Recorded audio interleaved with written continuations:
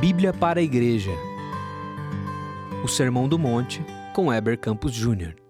Olá, queridos irmãos, estamos aqui para estudar a Bíblia mais uma vez juntos. Nós estamos estudando a porção do Sermão do Monte, que está lá no Evangelho de Mateus, e o texto de hoje é Mateus capítulo 5, versos 17 e 18. Quero convidar você a acompanhar a leitura que eu vou fazer desses dois versos. Mateus capítulo 5, versos 17 e 18. Diz assim: Não penseis que vim revogar a lei ou os profetas. Não vim para revogar, vim para cumprir. Porque em verdade vos digo, até que o céu e a terra passem, nenhum i ou um tio jamais passará da lei, até que tudo se cumpra. Nesse trecho do Sermão do Monte, nós temos o início de uma explicação profética de Cristo acerca da lei. Veja, o início do Sermão do Monte trabalhou a ideia da felicidade, da satisfação, da alegria, da bênção de estarmos em Cristo e das características chamadas bem-aventuranças. Nós também trabalhamos a ideia da influência, do impacto do caráter nas analogias de sal e de luz.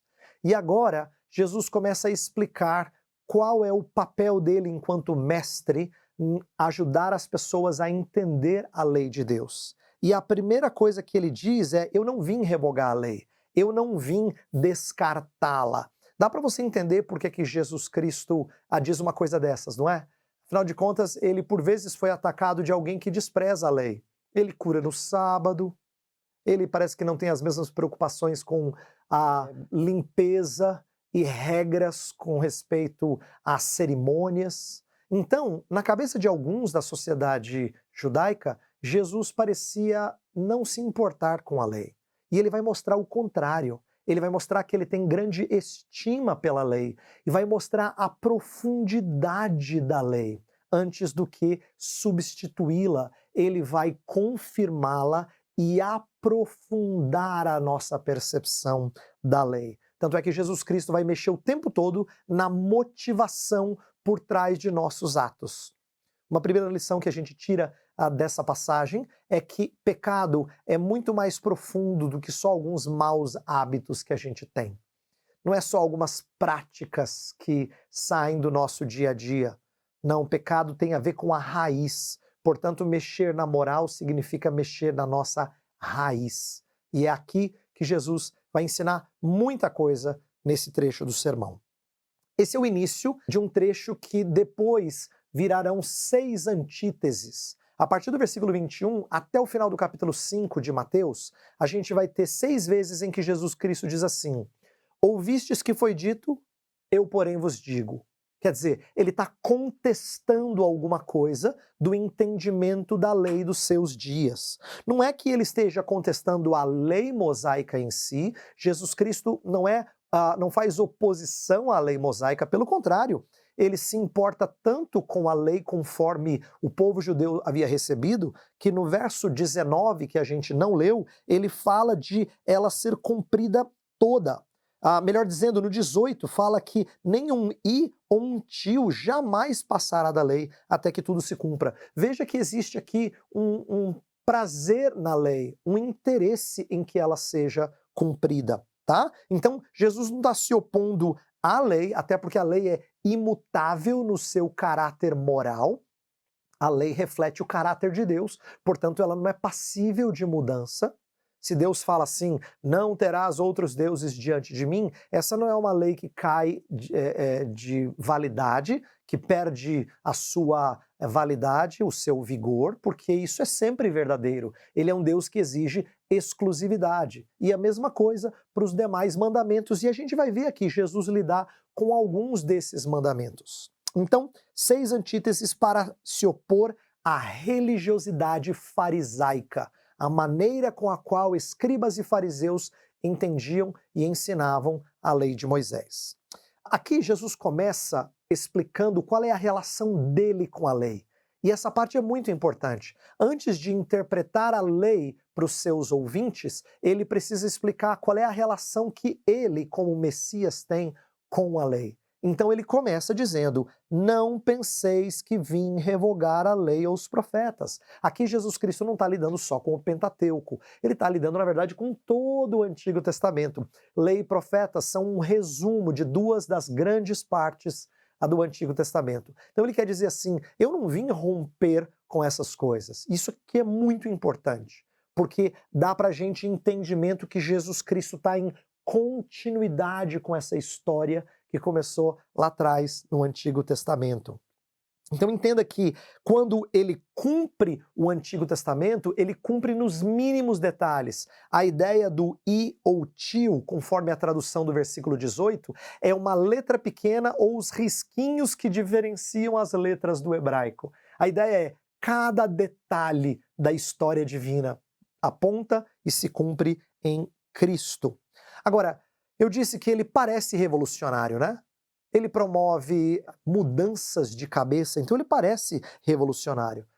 No entendimento de limpeza cerimonial, por exemplo, acusaram ele assim: por que os seus discípulos não se purificam antes de comer? Ou por que ele cura no sábado, como já foi dito? E ele vai mostrar o entendimento e o propósito e a intenção, o espírito da lei. É isso que Jesus está fazendo aqui nesse começo desse novo trecho do Sermão do Monte.